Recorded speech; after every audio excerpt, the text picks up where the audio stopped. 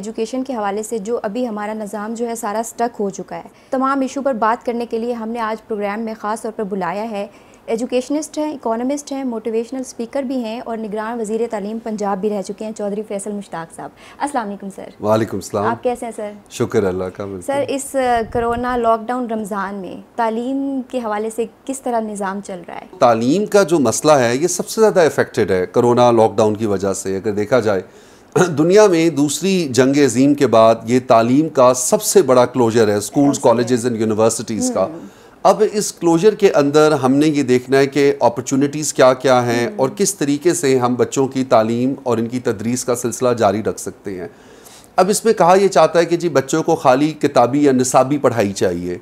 मेरी उस per day one से बड़ी डिफरेंट सोच रहा है। मैं ये कहता हूँ कि जब सारी ज़िंदगी हमने तलबा को, बच्चों को एक टेस्टिंग और एक इम्तहानाती सिलसिले से गुजारा है, तो अगर प्लैनेट अर्थ इज़ रेस्टिंग तो बच्चों को भी थोड़ा सा सोशल कॉन्ट्रैक्ट को और निसाबी कॉन्ट्रैक्ट को रिविजिट करना चाहिए। वो जो पुराने ज़माने में हम करते थे भी, पेंटिंग, कुकिंग, फादर के साथ गाड़ी का तेल चेंज कराना या गाड़ी के वाइपर में पानी डालना, रीडिंग जिसको अंग्रेजी में कहा जाता है INGs, कि जी बच्चों की स्लीपिंग को मॉडरेट करें, इनकी रीडिंग को ठीक करें, इनकी वॉकिंग को सही करें, इनकी टॉकिंग को सही करें, इनकी प्लेइंग हैबिट्स बेहतर करें और इवन प्रेइंग, नमाज की भी इनको तरबियत दी जाए। तो मैं तो ये समझता हूँ कि जो तालीम का सिलसिला है वो पूरी दुनिया में मुतासिर हुआ है। यूनेस्को ने इस पर रिपोर्ट भी लिखी है। ये अभी 2-3 महीने अगले भी क्रिटिकल हैं और इस सिलसिले के अंदर सरकारी सतह पे और निजी सतह पे एक बहुत मुख्तलिफ और एक इंक्लूसिव सोच चाहिए, ताकि हमने जब बच्चों पे प्रेशर नहीं डालना एग्ज़ाम का और हमने उनको प्रोग्रेशन भी देनी है। सर, लोगों को ये समझ में नहीं आ रहा कि ऑनलाइन एजुकेशन बेसिकली है क्या, क्योंकि उनको लगता है कि जी हमारा बहुत स्टडी का नुकसान हो रहा है, क्योंकि हम रेगुलरली जिस तरह से पहले स्कूल, कॉलेज, यूनिवर्सिटीज़ में जा रहे थे उस तरह से नहीं जा रहे, तो अभी हमारा बहुत नुकसान हो रहा है। हालांकि उस नुकसान को पूरा करने के लिए ही ऑनलाइन एजुकेशन का सिलसिला शुरू किया है। तो आप पहले तो ये बताएं कि ऑनलाइन एजुकेशन है क्या? देखिए जी, जो मेन जो बुनियादी तौर पर जो सवाल है वो ये है कि क्या स्कूल जो है वो घर की एक्सटेंशन है कि क्या घर स्कूल की एक्सटेंशन है। अभी बहुत से लोग कहते हैं कि जी स्कूल के बहुत फ़वाइद हैं, घर में पढ़ाई के उसके अपने फ़वाइद हैं। ये ऐसा है जैसे नमाज घर अदा करना और मस्जिद में अदा करना। जब आप मस्जिद में जाते हो, आप बहैसियत मुसलमान दूसरे मुसलमान भाइयों से मिलते हो और हकूक़ुल इबाद, हकूक़ुल इंसान, एक दूसरे की खुशी गमी में शरीक होते हो और एक तरीके से आप देखें कि आप एक सोशली तौर पे आप कनेक्ट होते हो। तालीम के अंदर भी जब बच्चा स्कूल जाता है एक सोशल कनेक्शन होता है, एक इमोशनल कनेक्शन होता है और एक एकेडमिक कनेक्शन होता है। तो बच्चा खाली स्कूल एक पढ़ाई के लिए नहीं जाता, स्कूल कैरेक्टर बिल्डिंग के लिए जाता है, स्कूल तालीम के साथ तरबियत के लिए चाहता है, स्कूल कम्युनिटी के लिए जाता है, school sports and games and निसाबी एंड गैर निसाबी जो मामलात हैं बच्चा उसके अंदर फील करता है। वरना तो बच्चा आइसोलेटेड हो जाए। जिस तरीके से अगर एक फैमिली के अंदर सिंगल चाइल्ड जो बच्चा होता है और जो प्लूरलिस्टिक मल्टीपल चाइल्ड फैमिलीज़ हैं और जो जॉइंट फैमिलीज़ हैं, जॉइंट फैमिली के अंदर अगर आप देखें जो बच्चे पलते हैं वो बच्चे जो हैं वो नेटफ्लिक्स नहीं देखते, वो दादा फ्लेक्स देखते हैं, वो दादी फ्लेक्स देखते हैं, वो नाना फ्लेक्स और नानी फ्लेक्स देखते हैं। तो जो सिंगुलैरिटी के अंदर, जो आइसोलेशन के अंदर जो कौम पड़ रही है वो फिर क्या करती है, बाहर के डिजिटल टूल्स का सहारा लेते हैं। तो सोशल, इमोशनल और एकेडमिक एंड लेजेंडरी और लेगेसी के कनेक्शंस मैटर करते हैं। तो स्कूल मैं समझता हूँ एक इंस्टीट्यूशन है जहाँ पे वो आपका मंजिल नहीं है, वो आपका सफ़र है, वो आपकी जर्नी है। अब ऑनलाइन एजुकेशन के अंदर वालिदैन कहते हैं कि भाई ये बात उनको समझ नहीं आती। वो ऐसे कि सबसे बड़ा इशू है ट्रस्ट का, कि भाई हम तो देखें बहैसियत वालिदैन निजी सेक्टर के अंदर वी पे अ फी फॉर द सर्विसेज, हमारे बच्चे को पढ़ाई हो और हमें विजिबिलिटी आए। अब डिजिटल विजिबिलिटी भी है, लेकिन डिजिटल विजिबिलिटी को एक्सपीरियंस करने के लिए ट्रस्ट बिल्ड करना पड़ता है। तो स्कूलों तो भेजने के लिए ट्रस्ट था, बट ऑनलाइन एजुकेशन और वर्चुअल एजुकेशन के अंदर ट्रस्ट डेफिसिट है, नंबर 1। नंबर 2, 3 बड़े इश्यूज हैं, एक क्वालिटी का मसला, एक कनेक्टिविटी का मसला और तीसरा एक्सेस का मसला। क्वालिटी मसलन ये कि भाई बच्चे उधर टीचर पढ़ा रहा है, बच्चे पीछे से माँ आवाज लगा रही है, गुड्डू बताओ पराठा खाओगे कि नहीं खाओगे, या पीछे से सोशल मीडिया पे बड़ी न्यूज़ चल रही है, जब कोई कंघी कह रहा है तो कोई नहीं कह रहा, तो कोई पीछे से आवाज आ रही है कि जी चलो जी ये हो। तो एक तो हमने उसकी जो है उसको, दूसरा हमने कनेक्टिविटी के भाई इंटरनेट तो ये जो इंटरनेट का अमल है ये तो खाली एक शहरी अर्बन सेंटर्स में है, रूरल इलाकों के अंदर इंटरनेट है कि एम लर्निंग करानी है कि आपने ई लर्निंग करानी है। एम कहते हैं मोबाइल बेस्ड लर्निंग को और ई कहते हैं इंटरनेट बेस्ड लर्निंग को। तीसरी चीज है कि कहते हैं एक्सेस। एक्सेस से मुराद ये है कि भाई घर में 3 बच्चे हैं, अगर ऑनलाइन एजुकेशन हो रही है तो हर घर के अंदर तो 3 लैपटॉप्स नहीं हो सकते ना, हर घर तो कोई DHAs या हर घर तो कोई प्रिविलेज्ड कम्युनिटी नहीं है, तो फैमिलीज के पास मल्टीपल प्लेटफॉर्म्स नहीं है, 3 लैपटॉप्स नहीं है, 3 ये स्मार्टफोन्स नहीं है। तो इन तीनों चीज़ों को मद्देनजर, इसमें किसका कसूर है? किसी का कसूर नहीं है। कभी हम सोच भी नहीं सकते थे, ये तो इंसानियत के लिए, ह्यूमैनिटी के लिए इतना बड़ा टेस्ट है। असातिज़ा की तो कोई ऑनलाइन एजुकेशन के ऊपर और वालिदैन की ट्रेनिंग ही नहीं हुई। सो एकदम से without online training of the parents end of the teachers ये सारा का सारा सिचुएशन आई। और इस सिचुएशन में मैं शाबाश देता हूं वालिदैन को।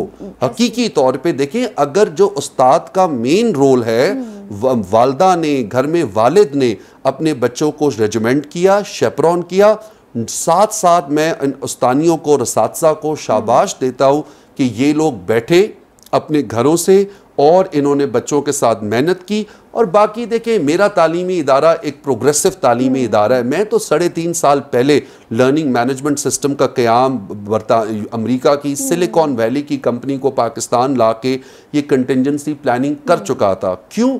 मेरे वहमो गुमान में भी नहीं था कि पेंडेमिक आएगा, लेकिन मुझे ये पता था कि ये जो तालीम है अब ये ट्रायंगुलर रिलेशनशिप नहीं है। आपको और हमें बचपन से सिखाया गया है कि जी तालीम एक ट्रायंगल है, एक बच्चा है तो एक टीचर है तो एक पेरेंट्स है।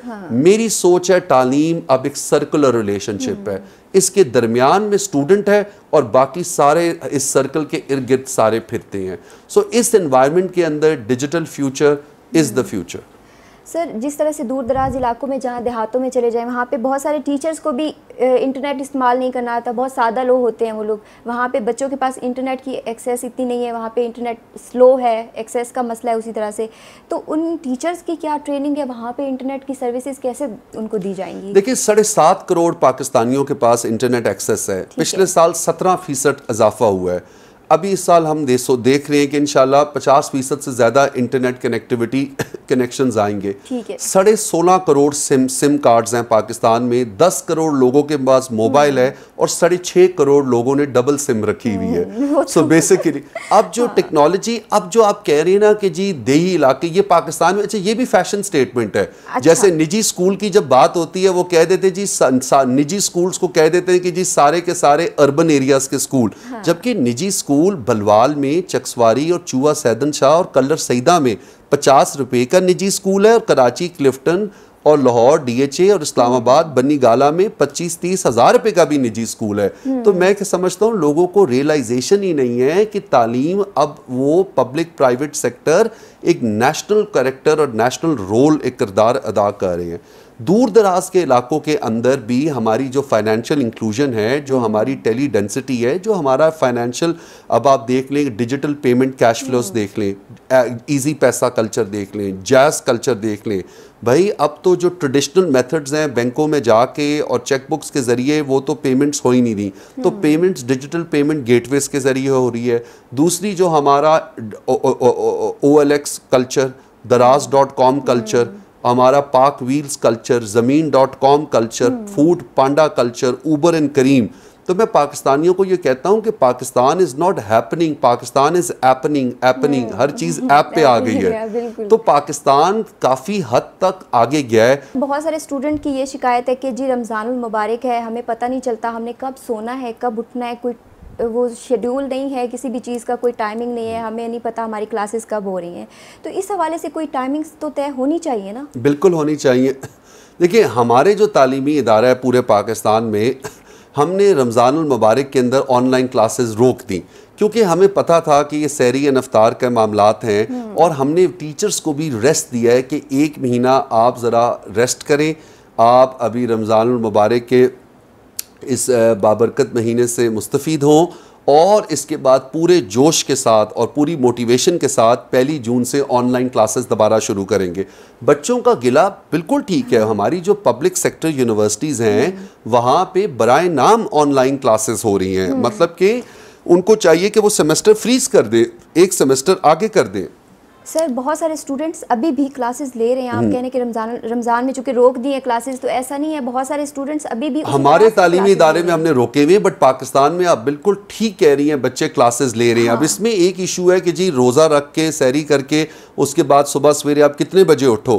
कुछ पेरेंट्स कहते हैं कि जी शाम के टाइम क्लासेस होनी चाहिए। अब बहुत सी जो एजुकेशन केयर वर्कर्स हैं वो आपको पता है फीमेल असातिज़ा हैं पाकिस्तान में, तो पाकिस्तान एक इस्लामी माशरा है, कल्चरल एंड सोशल लिमिटेशंस भी हैं, तो मगरिब के बाद तो कोई टीचर ऑनलाइन नहीं जा सकती, यू नो। सो इससे पहले जो मॉर्निंग टाइम है, लेकिन बच्चों का जो मेन इशू ये है कि बहुत सारे अदारे उनको टाइम टेबल नहीं दिया हुआ, और ये नहीं बताया हुआ कि कोर सब्जेक्ट्स पढ़ाने हैं कि एक्सटेंडेड सब्जेक्ट्स पढ़ाने हैं, फिर एडहॉकिज्म है, टीचर आ जाता है बच्चा नहीं। तो ये देखिए डिपेंड करता है आपने प्लेटफॉर्म कौन सा यूज़ करना है, गूगल क्लासरूम को यूज़ करना है कि माइक्रोसॉफ्ट MS टीम को यूज़ करना है, या एडमोडो यूज़ करना है, या आपने लर्निंग मैनेजमेंट सिस्टम यूज़ करना है। अच्छा, बहुत सारे लोग कहते हैं जी स्कूल हमें ईमेल भेज रहा है, या हमें व्हाट्सएप पे ग्रुप बनाया हुआ है, या फेसबुक का क्लोज्ड ग्रुप है। व्हाट्सएप का ग्रुप, फेसबुक का क्लोज्ड ग्रुप और email is not online education. हमारी कौम इस पे भी खुश है कि जिस स्कूल से ईमेल आई है। पहले यही सवाल पूछा है कि ऑनलाइन एजुकेशन बेसिकली है क्या। लोग समझ रहे हैं कि ये जी इंटरनेट है, ये फेसबुक है, ये जो आपका चले मैं आपके ओरिजिनल सवाल पे आता हूँ। Online education is an extension of education from visible education to virtual education। मतलब कि वही निसाब, वही उस्ताद, वही किताब, जो वही स्टैंडर्ड जो आपको लर्निंग का विजिबल क्लासरूम में मिल रहा है, वो आपको वर्चुअल क्लासरूम में मिलना चाहिए, एंड वर्चुअली आप कहीं पे भी प्रेजेंट हो सकती हो। अच्छा, इसमें स्टूडेंट को ये भी इशू है, अटेंडेंस का बहुत इशू है, ठीक है। दूसरा ये कि जी हमारे एग्जाम्स कैसे होंगे। बाज़ दफ़ा ऐसा होता है कि हम अपना पेपर सॉल्व कर रहे हैं, लाइट चली गई है, हमारा टाइम उसमें चूँकि वेस्ट हुआ है, तो वो हम फेल भी हो सकते हैं। देखिए अभी बड़े बड़े इश्यूज है। इस तरह के जब हालात होते हैं ना दुनिया में, देखिए ये तो कोई एंटिसिपेट नहीं कर सकता था। हुकूमत पाकिस्तान को और नेशन वाइड ये जो पर्चे का कल्चर है, इसका अभी हमने नहीं करना चर्चा, ना करना हमने इस पे खर्चा। कहने का मकसद ये है कि 150 साल पुराने इम्तहानी बोर्ड कैम्ब्रिज, एक तरफ हम कहते हैं ना कैम्ब्रिज सिस्टम है, ऑक्सफोर्ड सिस्टम है, तो फिर सीखो कैम्ब्रिज सिस्टम, ऑक्सफोर्ड सिस्टम और IB system, American system, Australian system कहता है कि इस साल कोई इम्तहान नहीं होगा। लोग कहेंगे क्या ये खुला तजाद नहीं, तुम तो सारी जिंदगी इम्तहानात की बातें करते थे, अब कहते हो इम्तहान नहीं। उन्होंने कहा भाई हमने बच्चों का तालीमी साल जाया तो नहीं करना। पाकिस्तान में कल्चर ये है, मैं हमेशा कहता हूँ कि बच्चा ये इधर लाहौर में बच्चे पैदा होते हैं जी, एक तरफ हम उनको गुटकी देते हैं, एक कान में अजान देते हैं, दूसरी कान में कह रहे होते हैं लम्स लम्स लम्स। कराची में बच्ची पैदा होती है, एक कान में अजान, दूसरी तरफ हम कह रहे होते हैं IBA। और इस्लामाबाद में आप कह लें नस्ट या बहरिया। ये क्या कल्चर है? हमने अपनी सोसाइटी को पर्चे के पीछे और टेस्टिंग के पीछे लगाया हुआ है। अब हुकूमत पाकिस्तान को मैट्रिक को और FSC निज़ाम को, अभी आपको मेरी बातें बड़ी अजीब सी लग रही होंगी, 5 साल के अंदर पाकिस्तान के अंदर भी हमें FSC में, मैट्रिक में, तमाम तालीमी बोर्ड्स के अंदर असाइनमेंट्स लानी पड़ेंगी, हमें तालीमी बोर्ड्स के अंदर हमें रिसर्च वर्क लाना पड़ेगा। तो मैं यही नहीं कह रहा इम्तिहान ना हो, इम्तिहान हो, 40 नंबर इम्तिहान के हो, 30 नंबर असाइनमेंट के हो, और बाकी 30 नंबर प्रोजेक्ट वर्क के हो। तो इस तरीके से 100 बनता है ताकि बच्चे की होलिस्टिक स्किल, क्योंकि आज हमने पीएचडी डिग्रियां पैदा करके बच्चे जॉब मार्केट में पहुंच गए, लेकिन जब वो इंटरव्यू देने जाते हैं तो आप यकीन करें कि वो अंग्रेजी का एक सिंपल पेज नहीं लिख सकते। ऐसे ही है, जहाँ पर स्टूडेंट्स पेरेंट्स को मसले मसाइल है, वहाँ पे टीचर्स को भी जाहिर है मसले होंगे। ऑनलाइन एजुकेशन का फर्स्ट एक्सपीरियंस है, पहले कभी ऐसा हुआ नहीं, तो उनके क्या मसले मसाइल हैं? टीचर्स के मसले मसाइल बेसिक हैं जी। एक तो ये गैजेट्स के हैं, इंटरनेट सपोर्ट के हैं, तो वो मतलब कि दे हैव टू, उनको अपने हस्बैंड्स को रिक्वेस्ट करनी पड़ती है भाई हमें इंटरनेट दे दो, या भाई को कहना पड़ता है या अब्बू को कहना पड़ता है। तो वो तो आपको पता है एकदम से कि इंटरनेट कनेक्टिविटी मेन मसला है। गैजेट्स इन सबके पास हैं, और वो मतलब कि अगर लैपटॉप नहीं है तो आईपैड है या आईफोन है या एंड्रॉयड फ़ोन है, वो मसला नहीं। बेसिक जो टीचर्स का मसला है वो इंटरनेट एक्सेस एंड कनेक्टिविटी का है, एंड उनकी डिजिटल प्रिपेयर्डनेस का। हैविंग सेट सो, टीचर्स को मेन एक्सेस ये है कि जी वो कहती हैं हमें ट्रेनिंग नहीं दी गई, वो ये कहती हैं कि जी आपने हम पे डाल दिया कि ऑनलाइन एजुकेशन दो, लेकिन आप हमें डिजिटल कंटेंट तो देना जी। आप अखबार जब फिजिकल पब्लिश करते हो तो उसमें एडिटोरियल होता है, टीचर्स कहते हैं कि हमें कंटेंट दिया जाए। So content is one issue, connectivity is दूसरा इशू, और तीसरी चीज़ है कैपेसिटी। भाई क्या आपने वो हमारी चौक पकड़ के और जो पेन पकड़ के बोर्ड्स पे लिखना वो एक और होता है, टेलीविज़न स्क्रीन के सामने बैठ के लेक्चर देना वो और है। और पहले ही पाकिस्तानी तालीमी निज़ाम ने पूरा सफ़र किया। क्या पहले ये शुरू हुआ था ब्लैक बोर्ड से, वाइट चौक याद है जो कभी कभी यूं आ जाता था, वाइट चौक से ये शुरू हुआ था। सो ब्लैक बोर्ड से जर्नी हुई वाइट बोर्ड, वाइट बोर्ड से जर्नी हुई स्मार्ट बोर्ड। सो पाकिस्तान की जो मेजॉरिटी चैलेंज है वो ब्लैक बोर्ड है। ब्लैक बोर्ड कल्चर कहता है कि ना कनेक्टिविटी, ब्लैक बोर्ड कल्चर कहता है ना कंटेंट, और ब्लैक बोर्ड कल्चर कहता है कि ना कैपेसिटी। तो तैयारी का मौका दिया ही नहीं है जी। उन्होंने कहा कि तुम चले जाओ ऑनलाइन।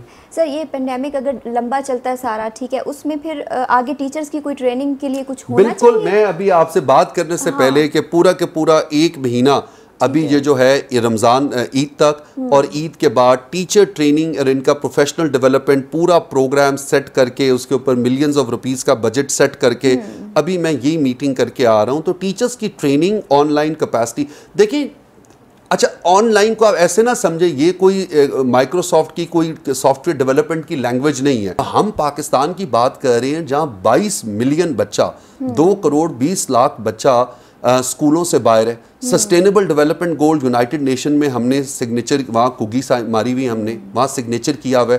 पहले यूनाइटेड नेशंस ने कहा पाकिस्तान मिलेनियम डेवलपमेंट गोल्स में यूनिवर्सलाइजेशन ऑफ एजुकेशन इंश्योर करो, वो हम पूरी नहीं कर सके। हमारा मसला आउट ऑफ स्कूल बच्चों का मसला है, फिर हमारा मसला क्वालिटी का है, फिर हमारा मसला बेसिक राइट्स का है। साफ पानी नहीं है, बच्चों के स्कूलों में दीवारें नहीं है, गर्ल्स के पास वॉशरूम नहीं है।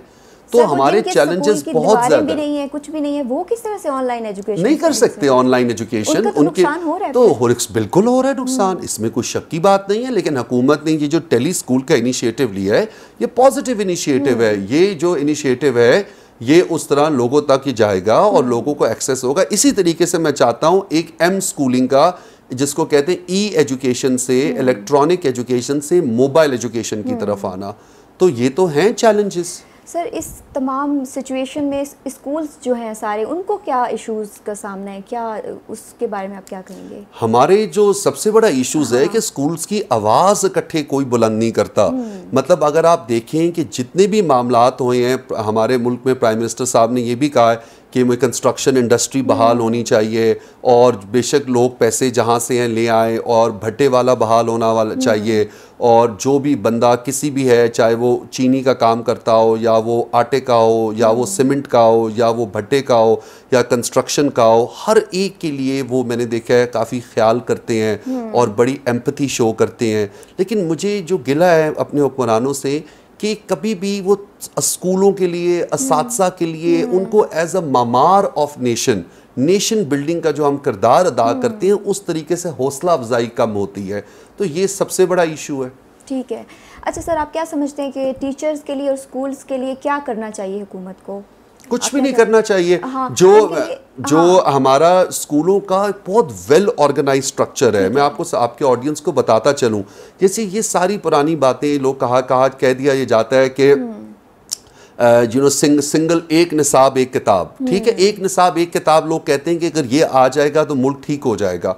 देखिए जी, एक निसाब एक किताब से इसको कहा जाता है कि आपको सिंगुलैरिटी ऑफ करिकुलम चाहिए कि यूनिटी ऑफ करिकुलम चाहिए, आपको मतलब कि नज़्म ज़ब्त चाहिए जो आप पढ़ा रहे हो कि नहीं।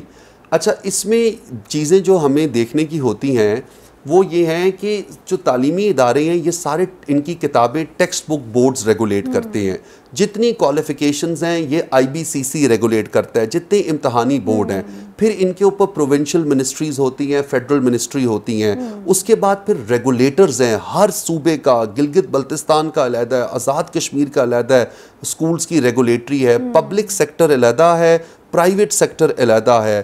फिर हमारा सुप्रीम कोर्ट के बाद बड़ी क्लियर डायरेक्शंस हैं, सुप्रीम कोर्ट की जजमेंट के बाद स्कूलों की प्रोग्रेशन। तो बेसिकली स्कूल्स जो मसला ये हुआ कि जो पब्लिक सेक्टर तालीम अंडर कॉन्स्टिट्यूशन 25A सरकार की जिम्मेदारी थी। जब भुट्टो साहब की नेशनलाइजेशन हुई तालीम की, उसके बाद जब वो डी नेशनलाइज हुआ तो जितना भी पब्लिक सेक्टर स्कूल था और मिशनरी स्कूल्स था, जिनमें आपके कॉन्वेंट थे, गॉर्डन कॉलेज था, सर सैयद था और ये सेंट मेरीज था, लाहौर ले लें, डिफरेंट, इनका आहिस्ता आहिस्ता स्टैंडर्ड्स वेरी करने शुरू हुए।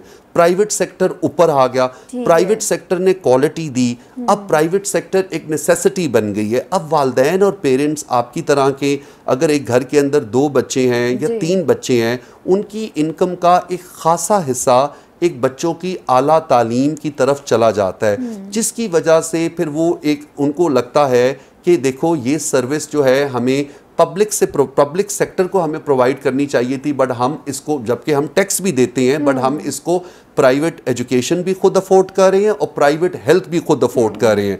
तो जो सिटीजन है वो फ्रस्ट्रेट होता है, फिर जो सरकार है वो उसको as a populist agenda play करती है और वो स्कूलों को डिमोनाइज कर देती है। वो कहते हैं हाय देखो ये तो हैं ही बुरे।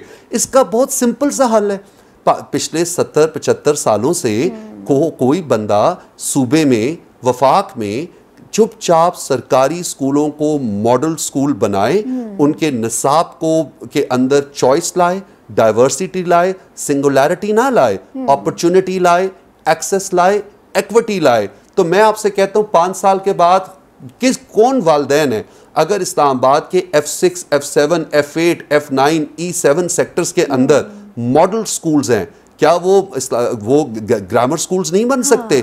क्या उनका नाम इस्लामाबाद मरगला ग्रामर स्कूल्स नहीं हो सकता? ये एक मुल्क के हमारे माजी में जो चीफ एग्जीक्यूटिव हमारे मुल्क के हैं, उनको मैंने ये खुद मतलब अपने ओन पे एडवाइजरी दी थी कि इस्लामाबाद के मॉडल स्कूल्स को रीब्रांड किया जाए, इनका नाम रखा जाए इस्लामाबाद मतलब मरगला ग्रामर स्कूल्स, और हुकूमत ही इसको चलाए। मतलब इतना कुछ हो सकता है, लेकिन हमने ना सूबाई सतह पे ना वफाकी सतह पे हम रिफॉर्म करते हैं और हम टैबू कर देते हैं निजी स्कूल को और साथ मदरसे को भी।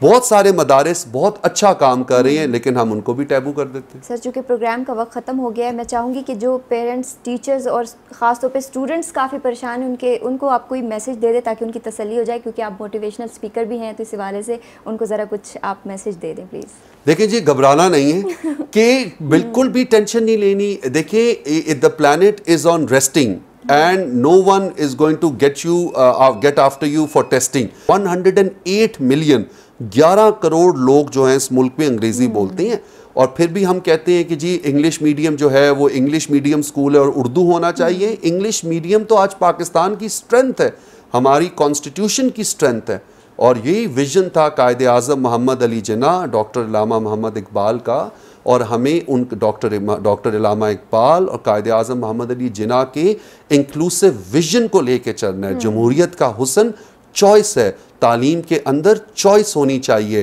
एक्सेस होनी चाहिए, इक्विटी होनी चाहिए। जो 2 तबकाती निज़ाम हैं, ये 1 सेकंड के अंदर मसला हल हो जाए अगर हम सरकारी सतह के ऊपर पब्लिक सेक्टर में कैपेसिटी बिल्डिंग शुरू कर दें। तो मेरा मैसेज है बच्चों को जो निजी सेक्टर के अंदर हैं, वहाँ पे तो उनको बहुत ज़्यादा चॉइस है, सरकारी सतह के ऊपर है। मैं I wish them good luck, लेकिन अगर किसी तरीके से इनके इम्तहानात पे इनको टाइम मिल सके या फिर इनको एडिशनल मरात मिल सके हायर एजुकेशन के अंदर या जॉब एक्सेस के अंदर, या जो डिफरेंट इन्होंने आर्मी, नेवी, एयरफोर्स, ISSB के अंदर टेस्टिंग देनी पड़ती है, तो हर बंदे के साथ बराबरी का सलूक होना चाहिए। Thank you very much sir, आपने टाइम दिया प्रोग्राम के लिए।